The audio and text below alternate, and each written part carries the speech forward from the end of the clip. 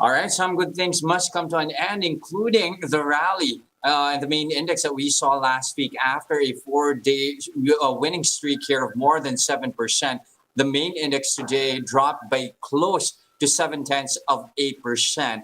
That slump comes ahead of new restrictions in the NCR Plus bubble that is expected to be announced later tonight. Expectations, of course, that it will be loosened helped drive the rally last week, aside, of course, from the rebalancing in the MSCI. Now, earlier in the broadcast, Royce Aguilar of First Metro Securities said the government's next move will determine sustainability of this rally moving forward. He added that the uptrend in daily inoculation should be a short-term catalyst, but in the long term, they're looking at 60 to 70% inoculation in NCR as a factor to at least help this rally have legs. Now, so far, the government has already administered some 5 million doses, according to vaccine czar Carlito Galvez. Now, the IATF is looking at vaccinating the A4 group either in the first or second week of June, with the health department recommending as well that those 40 and above be prioritized for the sector.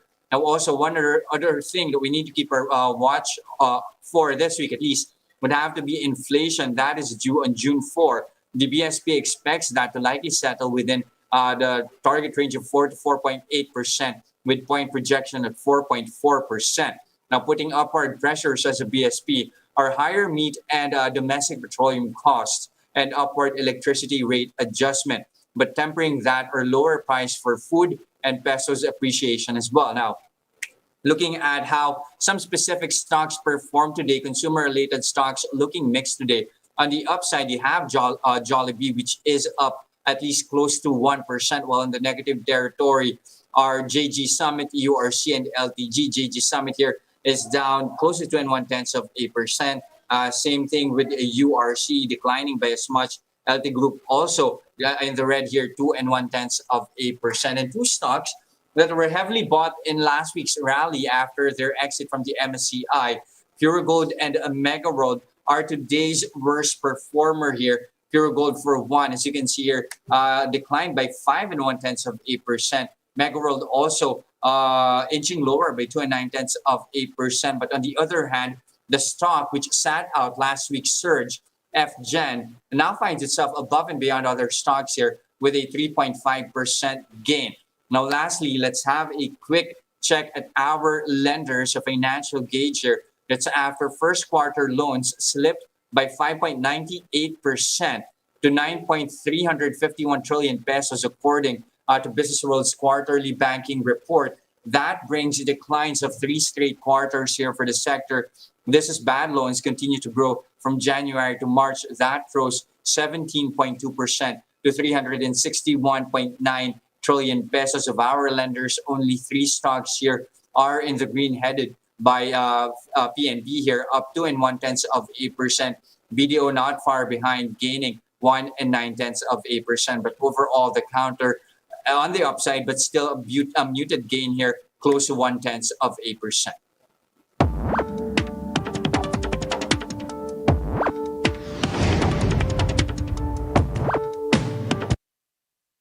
Okay, for most listed stocks, first quarter earnings were nowhere near the ideal, and such is the case as well for shipping firm To Go, with net loss reaching as much as 291.12 million pesos. But to find out what's in store for them and how they plan to at least navigate their way out of this hole, we have on the show To Go COO Waldo Basilla. Good afternoon, Sir Waldo.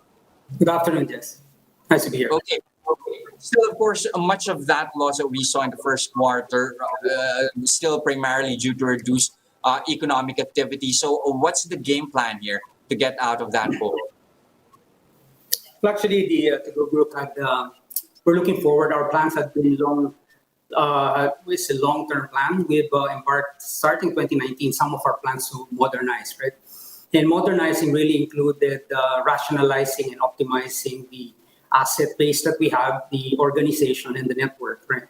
And obviously, with the pandemic and all that, we simply had to accelerate those initiatives.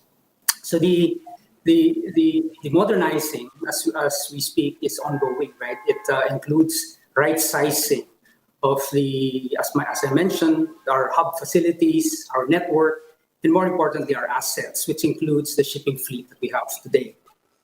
So when we say about pricing our ships, it also included what's the right ship that will meet the requirements of the organization after we journey through these changes and pandemic. No, but are there any at least bright spots here that the company is banking on? We know at least I experienced a number of losses in several segments here. But are there any particular services or bright spots that you are at least latching onto that these help further propel recovery? The movement of essential goods is important. It continues to be critical, right? Not only for to go, but also for the nation. So we play an important part there. So as you can see, we have our cold chain business is doing extremely well. The movement of food is very important. So, and we also have, of course, the express business that caters and supports the growth of the e-commerce business. So we're deep into the e-commerce business, and we are expanding our capabilities in that area, right? So also, as mentioned, one of the biggest things that we also noticed during the pandemic, of course, are people trying to manage their costs, especially large principals who want to manage their costs. The better way to do that is to be able to offer our customers a very reliable and fast service for example, to transport their goods to the BISMIN. Our vessels today are the fastest in the industry, right? They travel, they can get to Cebu in 17 hours. We have the shortest lead time, and we have a very high level of reliability, close to 95% versus schedule. So what that means for a principal is, do you really have to have so much inventory in your supply chain if you can get with a partner who can deliver a very reliable service, right? So those are the things that are bright spots that I see. Now, you did mention earlier right sizing. Can you nuance that a bit for us more? What exactly is in the offing, or at least what's a part of the game plan here when it comes to right sizing for to go? Are you talking about supplies, employees, or whatnot? So from the right sizing means, for example, as you come together, as you try to see what the market demands, do you have the right size network to cater to the growth? For example, do you have the right size network to Luzon? Do you have the right size network to Far Luzon and near Luzon, right? So to be able to provide a regular service. You also have, when I talk about ships, right? Is it the right optimal configuration of ships?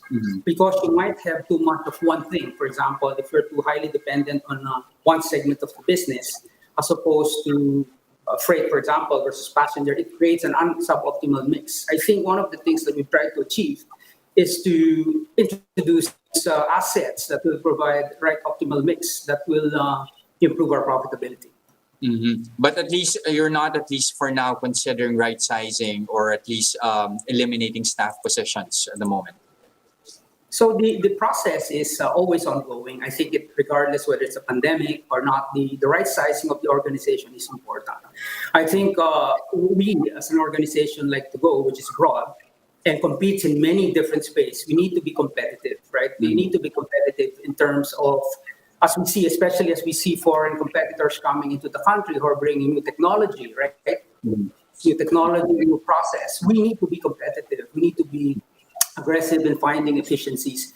And in the past few years, that's what we've done. We've increased a lot of efficiencies. We've invested in not only in the ships, but also warehouse technology, warehouse automation.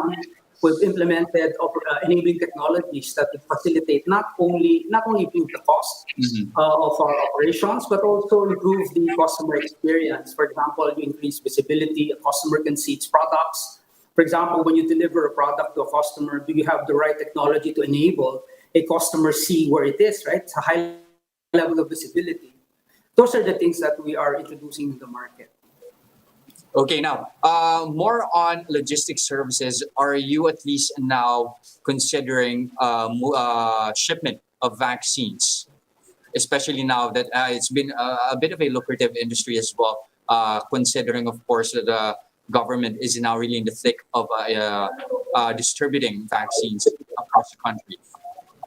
Yes, we'd like to do our share. So it's important for us to be able to participate in the vaccine distribution if necessary, right? So as mentioned, To-Go has probably one of the largest network, if not the largest logistics and transport network in the Philippines. So we'd like to be able to give our share in the distribution of vaccines. And we're looking at the right partners and also what opportunities to pursue. Are there any specific areas here which you think you might be able to cater to when it comes to vaccine rollout? We can do what we call the line haul transportation from DCs to the delivery to stores or to where it gets dispensed. Or we can also do the last mile delivery, right, from the DC or from the hub to the to doctors or to whomever needs to, or locations where the vaccines will be dispensed. So I think we have multiple combinations of solutions that vaccine, if the government requires, we have multiple ways of serving that.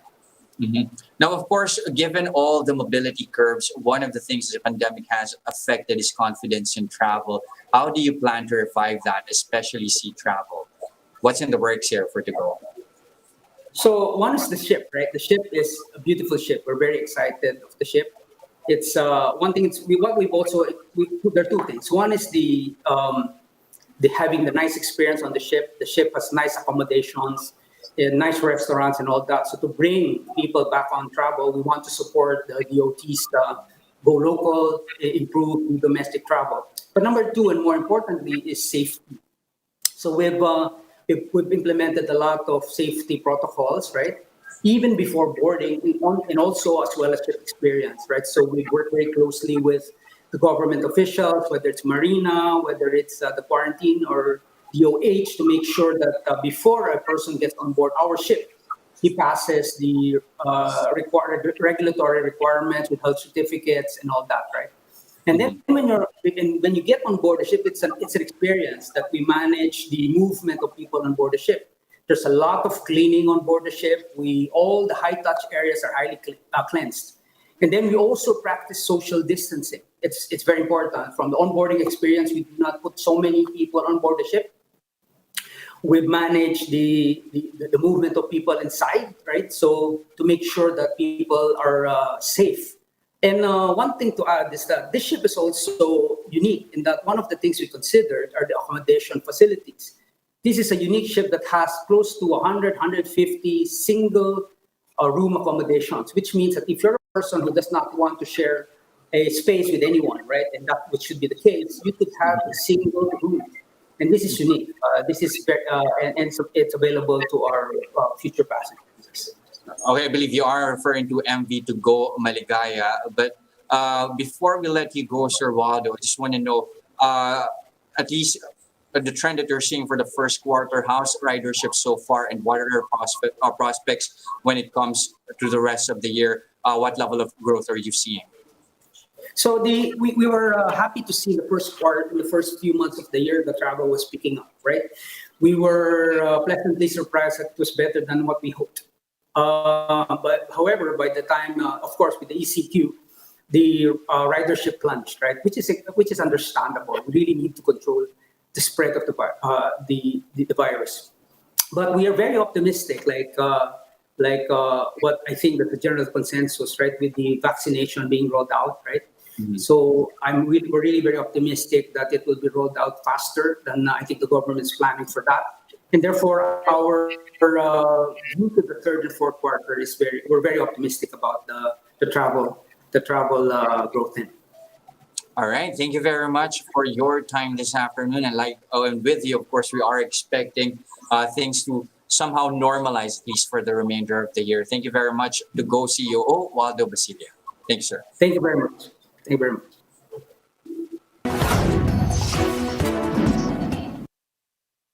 Here are other headlines we're keeping our eyes on. Standard & Poor's sees foreign direct investments into the Philippines recovering this year after 3 straight years of decline. The Debt Watcher says a positive outlook is tied to vaccine deployment in the country that seem to reduce uncertainties and enable the resumption of key economic activities. Philippine Star reports that the central bank expects FDI inflows to reach $7.8 billion this year and $8.8 billion in 2022. Net inflows slumped last year by nearly 25%, hitting a 5-year low at $6.5 billion due to pandemic risks. However, more business groups want assurance on the unhampered flow of foreign investments.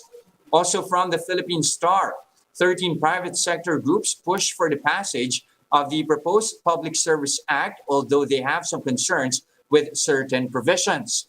This includes the provision and investments by foreign state-owned enterprises, which the groups say may be interpreted as prohibiting sovereign wealth funds from investing in public service. The private sector representatives stress that the bill is an easier workaround than amending the Constitution, which has been considered a highly controversial move.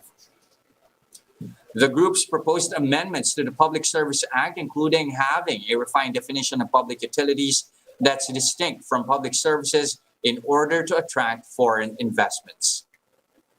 And those are the biggest stories this trading day, May 31st, 2021. Catch Businessworld live again tomorrow at 9:30 a.m. for the market open and 3:15 p.m. for the market close. I'm Jes Delos Santos. We are One News. Mask on, wash hands, and stay safe, Philippines.